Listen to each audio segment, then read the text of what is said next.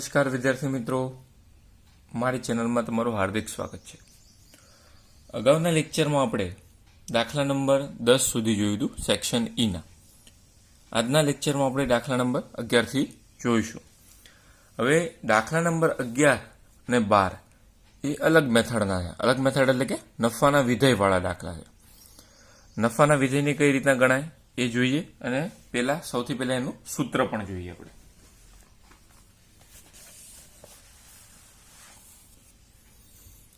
નફાનું વિધેય, નફાના વિધેયને કહીશું આપણે P. P is equal to R minus C. R શું છે આપણને ખબર છે, જ્યાં આર બરાબર આમદની વિધેય અને સી બરાબર ઉત્પાદન ખર્ચ।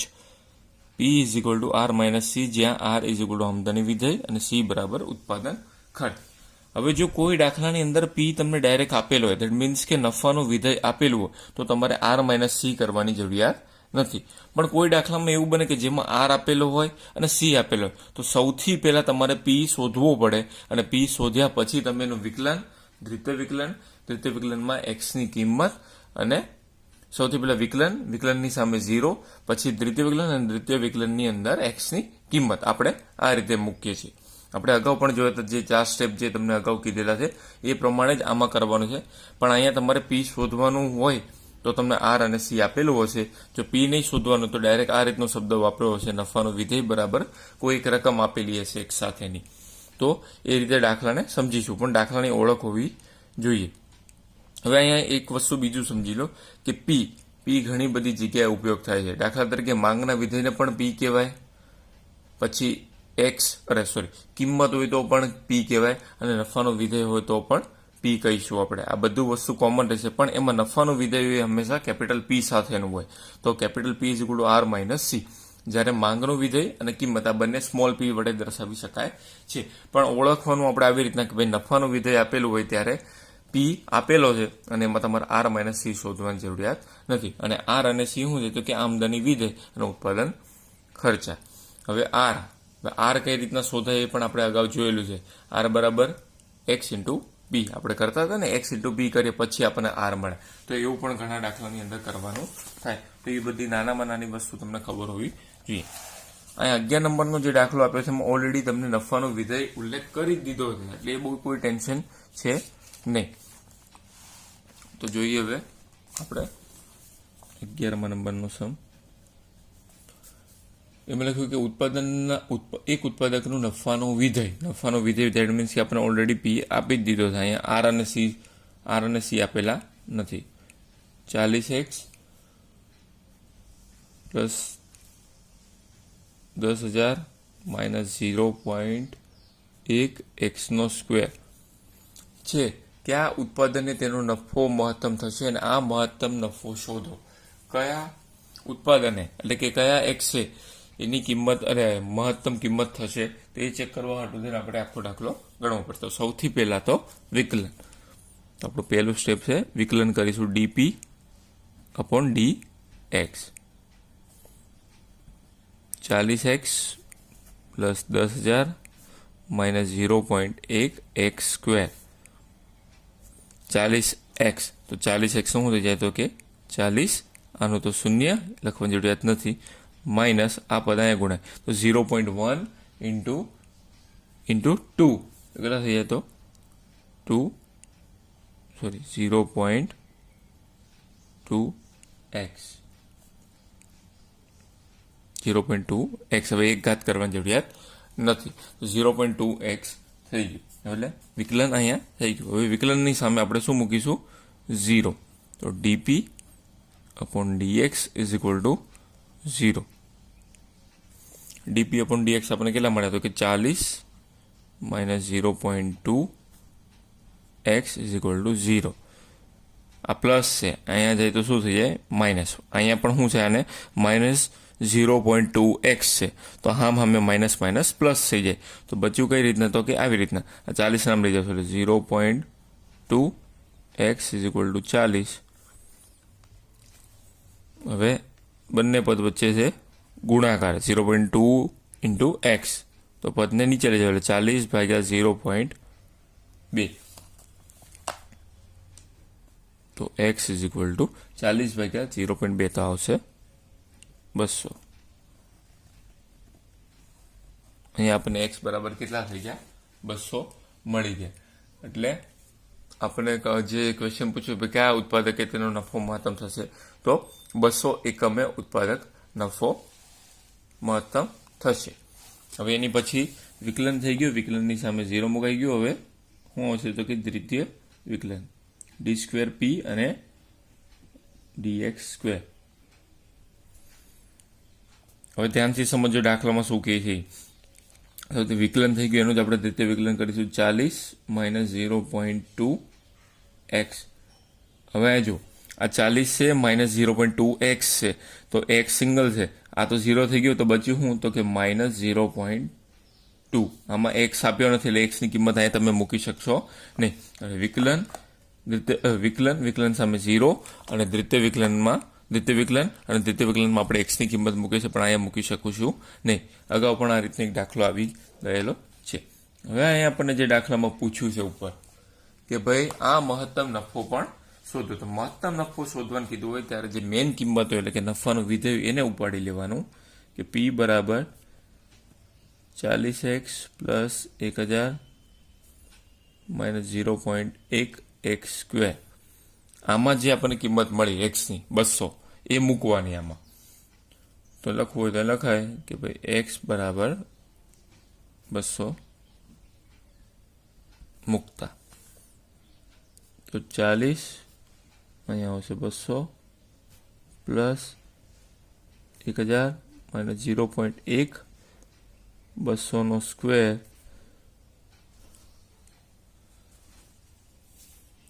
4 દુ 8 એટલે 8000 પ્લસ 1000 0.1 ના 1 200નો સ્ક્વેર થઈ જાય 40000. આ બંનેનો સરવાળો એટલે 9000 માઇનસ 0.1 અહીંયા 1000 છે, રકમમાંથી નીચે કરો, સોરી અહીંયા 10000 છે. તો અહીં કેટલા છે, જ્યાં 8 ને પ્લસ 10 એટલે 18000, 10000 આપેલા. હવે 0.1 ઇન્ટુ 4000 તો 40000, સોરી, તો થઈ જાય 4000. ગુણાકાર છે ને બંને પદ વચ્ચે, પુલથી આની આરા બાદ બાકી નો થઈ જાય ને તો જવાબ આવે ખોટો. તો 18000 માઇનસ 4000 તો કેટલા આવે 14000. આ થઈ ગયો એનો જવાબ. એટલે લખવું હોય તો લખાય કે મહત્તમ નફો બરાબર 14000. આખું વાક્ય રચના સાથે જ લખવું હોય તમારે તો પણ લખી શકે ભાઈ જ્યારે એકમ 200 હોય ત્યારે ઉત્પાદનનો નફો કેટલો આવે છે તો કે 14000 રૂપિયા. તો આ રીતે પણ તમે દર્શાવી શકો. આ કિંમત આવી જાવ માઇનસમાં આવી એટલે 0 કરતાં કેવી થઈ ગઈ નાની. તો આપણે મહત્તમમાં શું હોય માઇનસમાં આન્સર આવે, ન્યૂનતમમાં પ્લસમાં આન્સર આવે, એવું પણ સાથે યાદ રાખો. હવે દાખલા નંબર 12. દાખલા નંબર 12 પણ સેમ ટુ સેમ એવો જ છે. એક નફાનો વિધેય p બરાબર 5x માઇનસ 100 માઇનસ 0.01 x નો સ્ક્વેર અને કીધું છે મહત્તમ નફો મેળવવા માટે કેટલા એકમનું ઉત્પાદન કરવું જરૂરી છે. આપણે બીજું કશું નથી કીધું, ખાલી x ની કિંમત સુધી જવાનું કીધું છે. તો સૌથી પહેલા dp upon dx આપણે શું કરીશું સૌથી પહેલા વિકલન. તો 5x માઇનસ 100 રકમ એક વાર ફરીથી ઓકે જ છે રકમ 0.01 x સ્ક્વેર. આનું વિકલન કરીએ તો 5, આ તો 0 થઈ જાય, આ પદ આગળ ગુણે છે એટલે માઇનસ 0.02x. વિકલન થઈ ગયું. વિકલનની સામે આપણે શું મૂકીશું 0. તો dp upon dx is equal to 0. એની સામે આપણે 0 મૂકીએ.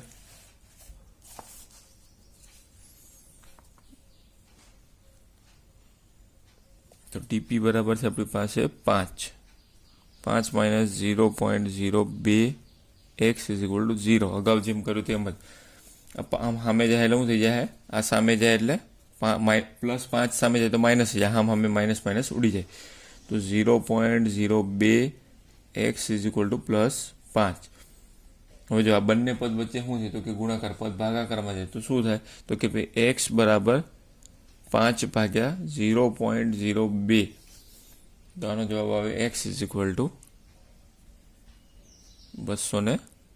એટલે એકમ આપણને કેટલા મળી ગયા અહીંયા 250. હવે વિકલન થઈ ગયું, વિકલન સામે 0 મુકાઈ ગયો. હવે આપણે કરીશું દ્વિતીય વિકલન.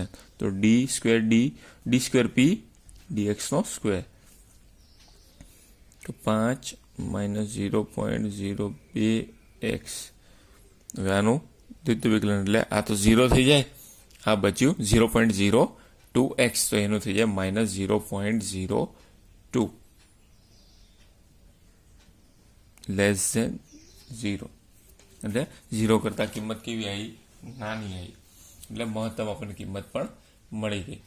એટલે આપણે દાખલામાં જે કીધું છે કે ભાઈ મહત્તમ નફો મેળવવા માટે કેટલા ઉત્પાદનો? તો 250 એકમો ઉત્પાદક કરવા પડે. એવું નીચે લખાણ દરેક દાખલાની અંદર લખવું ફરજિયાત છે.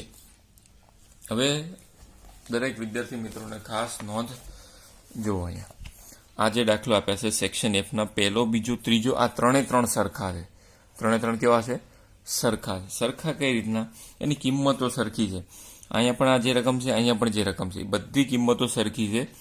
પહેલો બીજો ત્રીજો સરખા છે, પછીના નીચેના સરખા છે. હવે એમાં દાખલામાં શું છે સમજી લઈએ. અહીંયા પણ મહત્તમ અને ન્યૂનતમ થશે અને મહત્તમ અને લઘુત્તમ કિંમત શોધો. 4 સ્ટેપમાં જેમ દાખલો ગણે છે એમ જ ગણવાનો છે. ફરક શું છે? ખાલી એન્ડમાં ફરક છે, બાકી કોઈ ફરક છે નહીં. એમાં અહીંયા મહત્તમ અને ન્યૂનતમ એ પણ કોઈ ફરક છે નહીં. અહીંયા અધિકતમ અને લઘુત્તમ એ બે એના પર્યાય શબ્દ છે. એટલે મહત્તમને આપણે અધિકતમ કહીશું અને ન્યૂનતમને લઘુત્તમ કહેવાય. એમાં બીજો કોઈ ફરક છે નહીં. ટૂંકમાં 3 દાખલા સરખા છે. અગાઉ જેવી રીતના ગણ્યું એવી જ રીતના ગણવાનું છે.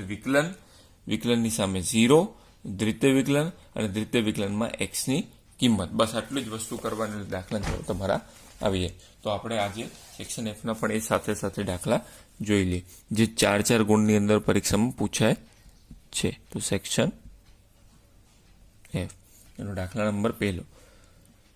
એની રકમ બહુ સિમ્પલ આપેલી હશે તમને. વાય આપ્યો છે. સૌથી પહેલા વાય બરાબર 2x3 - 15x² પ્લસ 36x અને પ્લસ 12. આનો કીધું છે કે એક્સની કઈ કિંમતો માટે વાયની મહત્તમ ન્યૂનતમ કિંમત થશે એ ચેક કરવાનું અને સાથે સાથે આખો દાખલો પૂર્ણ કરવાનો. બહુ સરસ 4 ગુણ જવાનો છે. ધ્યાનથી સમજી લો દાખલો. 4 સ્ટેપ છે જે છે એ ખાલી છેલ્લે બીજા 2 સ્ટેપ વધે છે. કયા 2 વધે છે સમજીએ ખાલી. જેમ અગાઉ કરતા તેમ સૌથી પહેલા વિકલન શાંતિથી જાઉં છું એટલે સમજી લો એક વખત દાખલો ધ્યાનથી. 15x² plus 36x plus 12. હવે આનું સૌથી પહેલા વિકલન 3 દુ 6, 6x² માઇનસ 15 દુ 30, 30x પ્લસ 36. આ 0 થઈ જાય. વિકલન પૂરું. જેમ બીજું સ્ટેપ હતું એમ કે ભાઈ વિકલન સામે આપણે શું મૂકીએ છીએ તો કે વિકલન સામે આપણે 0 મૂકીએ છીએ. તો 0 મૂકી દેવાના. 6x² માઇનસ 30x પ્લસ 36 બરાબર 0. હવે આ સંખ્યાને આપણે એમ પણ ગણી શકીએ, એમને ગણી શકીએ, પણ સંખ્યાને શું કરી નાખવાની? નાની કરી નાખવાની. નાની એટલે આ બધામાં કોમન શું નીકળે? આખા સ્ટેપમાં વિસ્તરણમાં તો કે 6 કોમન નીકળે. કેમ કે આ 3 સંખ્યા 6 વડે ભાગી શકાય. તો 6 ને કોમન કાઢો સંખ્યાને નાની કરવા માટે. x² 6 પંચા 30 એટલે 5x પ્લસ 36 બરાબર 0. આ બંને વચ્ચે ગુણાકાર છે એટલે પદ ક્યાં જાય? ભાગાકારમાં.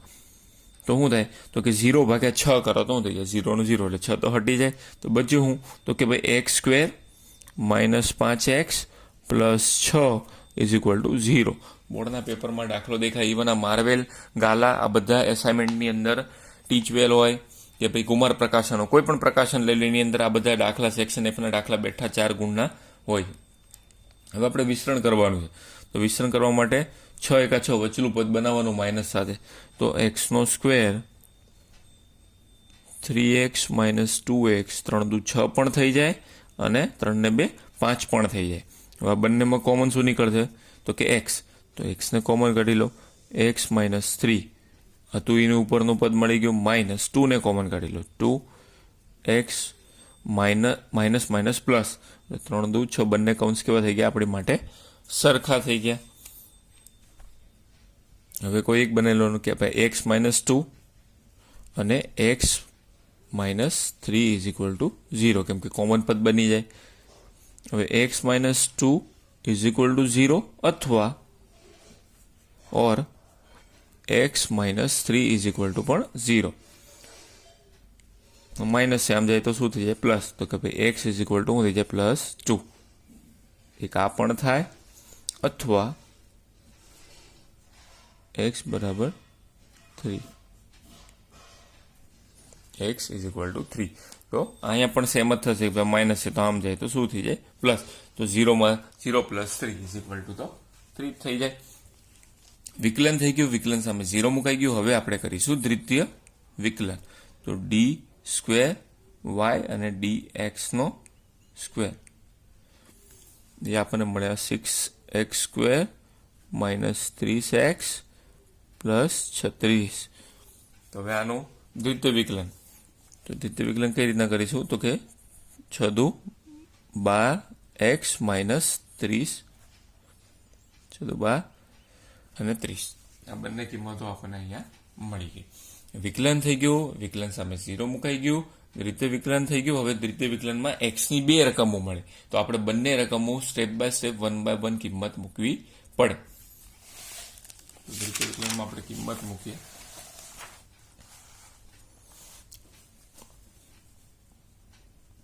x બરાબર કેટલા છે ત્યાં, સૌથી પહેલા 2, તો હું 2 મૂકું છું. દ્વિતીય વિકલનની કિંમત છે આપણી પાસે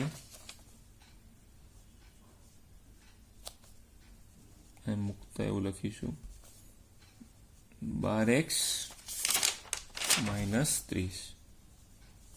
તો અહીં કિંમત મૂકી દો તો 12 બ્રેકેટમાં 2 -30, 12 દુ 24 - 30, એટલે મને જવાબ મળે અહીંયા કેટલો -6, જે 0 કરતા કેવો છે નાનો. મતલબ એક્સની કઈ કિંમત માટે તમને માઇનસમાં આન્સર મળ્યો, તો કે એક્સની 2 કિંમત માટે. એટલે આ તમને જે મળ્યું એ શું મળ્યું, મહત્તમ મળ્યું. મહત્તમ મળે ને, આ x બરાબર 2 હોય ત્યારે માઇનસમાં આન્સર, એટલે એનાથી મહત્તમ કિંમત મળી તમને. હવે એવી જ રીતના બીજું x બરાબર 3 મૂકતા, તો 12x - 30, 12 બ્રેકેટમાં 3 - 30, 12 તારી 36, 36 - 30 એટલે +6. તો અહીંયા આપણને કેવા મળ્યા +6. તો એક્સની કઈ કિંમત માટે આપણને જવાબ પ્લસ મળ્યો, તો ભાઈ એક્સની 3 કિંમત માટે, તો એ આપણને ન્યૂનતમ મળી. તો હવે બંને કિંમતો ખાલી યાદ રાખવાની બસ. હવે લખવાનું કઈ રીતના, જે વધારાના સ્ટેપ છે એ સમજી લો. આપણે અગાઉ તો આટલી વસ્તુ તો કરતા જ હતા, અગાઉના જે દાખલા હતા સેક્શન ઈમાં આપણે 5મો 6ઠ્ઠો 7મા 8મા એવું બધું કરેલું જ છે, એટલે સેક્શન Fમાં કરેલું જ છે. વિકલન, વિકલન સામે 0, દ્વિતીય વિકલન અને દ્વિતીય વિકલનમાં એક્સની કિંમત. અહીંયા આપણે દાખલો પૂરો કરી દેતા હતા અને આગળ કોઈ સ્ટેપ કીધું હોય તો કરતા હતા. પણ જ્યારે મહત્તમ અને ન્યૂનતમ લઘુત્તમ કિંમતો આપણને કીધેલું હોય, લઘુત્તમ એટલે ન્યૂનતમ થાય, એટલે એવું કીધેલું હોય ત્યારે બંને કિંમતો શોધવી પડે. કઈ રીતના, અને વાયની કિંમત માટે કીધેલું છે, તો આપણે અહીંયા આવી રીતના લખવું પડે કે ભાઈ વાયની પહેલા માઇનસનું મળ્યું, એટલે આપણે વાયની માઇનસ મળે એટલે શું બની જાય મહત્તમ કિંમત. તો વાયની મહત્તમ કિંમત માટે અથવા તો આગળ એવું પણ લખી શકીએ. હવે જે મેઇન પદ છે આપણું સૂત્ર આગળ, કે ભાઈ વાય બરાબર જે કિંમત આપી હતી, તો કે ભાઈ 2x3 - 15x² + 36x + 12. આ જે છે એમાં ખાલી ને ખાલી આપણે કિંમત મૂકવાની છે, બીજું કાંઈ નથી કરવાનું. તો ભાઈ x = મહત્તમ કિંમત શેના લીધે મળે, તો કે 2 ના લીધે, તો એ 2 કિંમત એમ મૂકી દેવાની. તો 2 અને 3 - 15 અહીં બ્રેકેટમાં 2² + 36 બ્રેકેટમાં 2 + 12, 2 ની 3 ઘાત એટલે 8 થાય, 15 અહીંયા એની 4 ઘાત, 36 દુ 72 અને 72 + 12, 8 દુ 16, 15 ચોક 60 અને 12 ને 12 ને 72 કેટલા થશે? તો કે 84. હવે આખી ગણતરી કરો ભાઈ. 16 માઇનસ 60 પ્લસ 84 તો કેટલા આવે? 16 ને એટલે 100 થઈ જાય. 100 માંથી 60 જાય તો 40. 40 જવાબ આવે. બસ પૂરું, આટલું જ કરવાનું. એક્સ ની કિંમતો મૂકવાની છે, બસ બીજું કાંઈ નથી કરવાનું. ખાલી શબ્દ અહીંયા સાચો લખવો પડે. ન્યૂનતમ હોય તો ન્યૂનતમ, માઇનસમાં આવે તો ન્યૂનતમ, પ્લસમાં આવે તો મહત્તમ. અગાઉ પણ શીખવાડ્યું છે. તો વાયની ન્યૂનતમ કિંમત, વાય 2x ની 3 minus 15 x square plus 36x plus 12 મૂકતા x બરાબર હવે અહીંયા કેટલા મૂકીશું? તો કે 3 મૂકતા જેમ ગણતરી કરી તગાવ એમાં છે 2, અહીંયા 3 ની 3 ઘાત માઇનસ 15, 3 નો સ્ક્વેર પ્લસ 36 બ્રેકેટમાં 3 પ્લસ 2, 3 ની 3 ઘાત તો 27, 9, 3 નો સ્ક્વેર 9 થાય ને, 36 તરી 108 પ્લસ 2, 27 દુ 54, 15 નવા 135, 108 પ્લસ 20 એટલે 120. સીધી ગણતરી કરી. 54 માઇનસ 135 પ્લસ 120 એટલે આવે 39. આ થઈ ગયો દાખલાનો જવાબ. બસ આટલું જ કરવાનું. વધારાના ખાલી આ 2 સ્ટેપ છે, બીજું કશું વધારાનું છે નહીં. બાકી તો સેમ આપણે અગાઉ દાખલો ગણ્યો એ જ રીતે ગણવાનો છે. એવો ને એવો દાખલા નંબર 2 છે. આપણે દાખલા નંબર 2 પણ સાથે સાથે જોઈ લઈએ. શું કરવાનું છે એમાં? એફ ઓફ એક્સ આપેલા છે, તો એફ ઓફ એક્સને આપણે વાય પણ કરી શકીએ. 2x ની 3 ઘાત plus 3x minus 36x plus 10. હવે સૌથી પહેલા આપણે વિકલન કરીશું. જેમ અગાઉ ગણતા તેમ જ ગણવાનું છે, બીજો કોઈ ફરક છે નહીં. વિકલન, હવે આનું વિકલન કરો એટલે શું થાય? ડબલ ડેશ લાગે. જો નો ખબર પડતી હોય તો અહીંયા તમે વાય પણ લખી શકો, એ ખોટું છે નહીં. ચોપડીમાં અગાઉ કીધું જ છે ભાઈ એફ ઓફ એક્સ બરાબર વાય થાય, તો એવું તમે જાતે કરી શકો. પણ હું એ પદ્ધતિથી જાઉં છું. ડેશ, સિંગલ ડેશ, રકમ લખી નાખું. 2x ની 3 plus 3x square minus 36x plus 10. આનું વિકલન 3 દુ 6x પ્લસ 3 દુ 6, અહીંયા સ્ક્વેર આવશે, અહીંયા 6x અને અહીંયા 36. આનું વિકલન પૂરું. હવે વિકલનની સામે આપણે શું મૂકીશું? વિકલન સામે આપણે 0 મૂકીશું. તો F dash X is equal to 0. DY upon DX કરો છો એ જ થયું એનું, ખાલી એની લખવાની પદ્ધતિ બદલાણી. અહીંયા આવશે 6x square plus 6x minus 36 બરાબર 0. હવે બધામાં કોમન શું નીકળે? તો કે વળી પાસે 6 કોમન નીકળે, તો 6 બ્રેકેટની અંદર અહીંયા sorry x square plus x minus 6 બરાબર 0. હવે 6 બંને વચ્ચે ગુણાકાર થાય તો પદ ક્યાં જાય? ભાગાકારમાં. તો વચ્ચે શું? તો કે ભાઈ x square plus x minus 6 બરાબર 0. આ જે સ્ટેપ વધ્યું. હવે અહીંયા આપણને દેખાય છે કે એક્સ ખાલી કોમન નીકળે છે, તો શું કરી શકીએ? 6 લાવવાનો છે, વચ્ચે સરવાળો કરીને અહીંયા ગમે તેમ કરીને, સોરી માઇનસ કરીને, પણ પ્લસ સિમ્બોલ લાગવો જોઈએ એક્સ વાળાનો.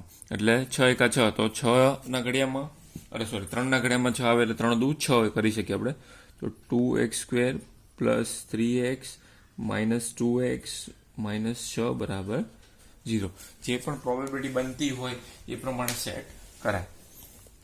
હવે આ બંનેમાં કોમન શું નીકળશે? તો કે ભાઈ એક્સ પ્લસ 3.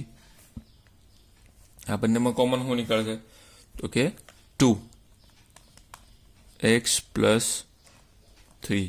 કઈ રીતના? અહીંયા માઇનસ હતો તો કે માઇનસ પ્લસ પાછું માઇનસ આપણે કરવાનું હોય માટે. તો x માઇનસ 2 અને x પ્લસ 3 બરાબર 0. જેમ કે આ બંને કૌંસ તો સરખા જ થઈ ગયા. હવે x minus 2 is equal to 0 અથવા x plus 3 is equal to 0. આમ જાય તો પ્લસ છે તો માઇનસ જાય, આ માઇનસ છે તો પ્લસ જાય, એટલે એક જવાબ માઇનસમાં ને એક પ્લસમાં આન્સર આવશે. તો x બરાબર પ્લસ 2 અને આ બાજુ x બરાબર માઇનસ 3, કેમ કે એ પ્લસમાં છે માટે. તો એક માઇનસમાં અને એક પ્લસમાં આન્સર આવી ગયો. વિકલન થઈ ગયું, વિકલન સામે 0 મુકાઈ ગયું. હવે દ્વિતીય વિકલનમાં ડબલ ડેશ લાગે. વિકલનનું જ આપણે દ્વિતીય વિકલન કરીશું અને મેથડ પણ સેમ રહેશે. 6x² plus 6x minus 36. આમ જ કરવાનું 6 દુ 12x પ્લસ 6. દ્વિતીય વિકલન પણ પૂરું. હવે બંને કિંમતો સ્ટેપ બાય સ્ટેપ મૂકવાની. તો કે ભાઈ x બરાબર 2 મૂકતા તો 12x પ્લસ 6 12 બ્રેકેટમાં 2 પ્લસ 6 12 દુ 24, 24 ને 6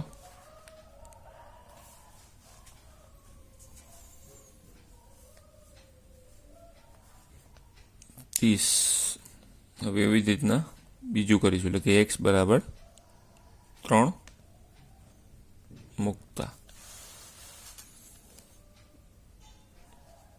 તો 12 માઇનસ 3 છે, સોરી, માઇનસ 3 પ્લસ 6 તો 12 તરી 36 પણ કેવા આવશે? 36 માઇનસમાં, 36 માઇનસમાં અહીંયા પ્લસ, જવાબ આવે માઇનસ 30. એક પ્લસમાં 30 આવે છે, એક માઇનસમાં 30 આવે છે. બંનેની આપણે ગણતરી અહીંયા કરી જોઈએ.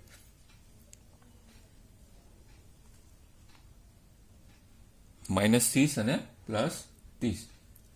x બરાબર 2 મૂકતા આપણને મળ્યા 30 અને x બરાબર માઇનસ 3 મૂકતા આપણને મળ્યા માઇનસ 30. હવે બંને કિંમતો મળી ગઈ. હવે વિકલન પૂરું, વિકલન સામે 0 પૂરું, દ્વિતીય વિકલન પૂરું અને દ્વિતીય વિકલનમાં હવે આપણે x ની કિંમત પણ મૂકી દીધી અને દાખલાનો આન્સર પણ આવી ગયો. હવે આપણે આગળ વધીએ. જે આપણને બે વસ્તુ શોધવાની કીધી છે, મહત્તમ કિંમત અને ન્યૂનતમ કિંમત. તો જે માઇનસ મળ્યું એ મહત્તમ, જે પ્લસ મળ્યું એ ન્યૂનતમ. તો આપણે પહેલા પ્લસ મળ્યું તો આપણે પહેલા પ્લસ શોધી નાખીએ. અગાઉ જેમ કર્યું કે ભાઈ વાયની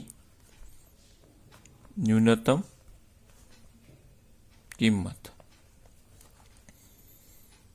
તો f of x બરાબર 2x3 plus 3x² minus 36x plus 10.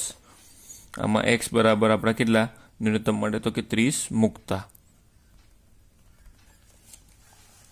તો આમાં 30 મૂકી દઈએ તો આવશે 2x બરાબર અહીંયા 30 ની 3 ઘાત, સોરી અહીંયા 2 આવશે, 2 મૂકતા 30 તો આપણને કિંમત મળી છે ખાલી 2 ની 3 ઘાત, એમ 3 2 એનો સ્ક્વેર માઇનસ 36 બ્રેકેટમાં 2 પ્લસ 10. 2 ની 3 ઘાત કેટલી થાય? 8. 2 ની 2 4, 36 દુ 72 પ્લસ 10, 8 દુ 16, 4 તરી 12 માઇનસ 72 પ્લસ 10. તો આનો જવાબ આવે માઇનસ 34. આ થઈ ગયું ન્યૂનતમ કિંમત માટે. એવી જ રીતના આપણે મહત્તમ માટે પણ શોધીશું.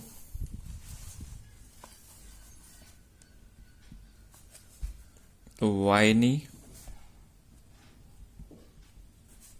મહત્તમ કિંમત,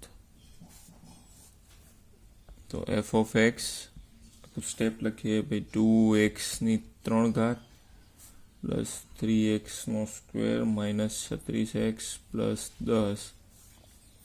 આમાં x બરાબર આપણે જે માઇનસ 3 છે મૂકીશું, તો માઇનસ 3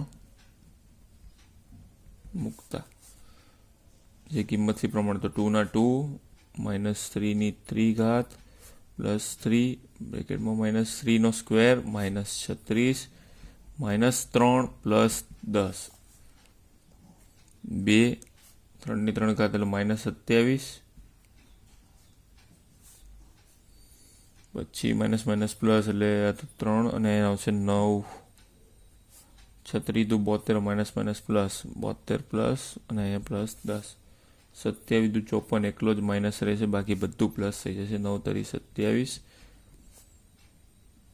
72 72 પ્લસ 10 એટલે 82 થઈ જાય. તો ખાલી એક 54 જ માત્ર હેમાં છે માઇનસમાં, બાકી બધું હેમાં છે પ્લસમાં. તાનો જવાબ આવે 91. આખો દાખલો પૂરો. આ રીતે દાખલો તમે પૂર્ણ કરો તો તમને પૂરા 4 માર્ક્સ તમારા કવર થઈ જાય. એટલે આમાં એટલું ખાસ છે નહીં. એની પછીનો સેમ ટુ સેમ જ દાખલો છે, ખાલી શબ્દ પ્રયોગ અલગ કરેલા છે, બીજું કાંઈ નથી. એ દાખલો તમારે જાતે ગણવાનો છે. એક્સની 3 ઘાત માઇનસ 2 એક્સનો સ્ક્વેર માઇનસ એક્સ પ્લસ 2ની અધિકતમ અને લઘુત્તમ. અધિકતમ એટલે શું થઈ જાય? મહત્તમ. અને લઘુત્તમ એટલે ન્યૂનતમ થઈ જાય. બીજું કાંઈ નથી. એના શબ્દ પ્રયોગ અલગ કરેલા છે, બીજું કાંઈ કરેલું નથી. તો એ દાખલો એક તમારે જાતે ગણવાનો. એટલે સેક્શન એફનો પહેલો બીજો મેં ગણાવી દીધો.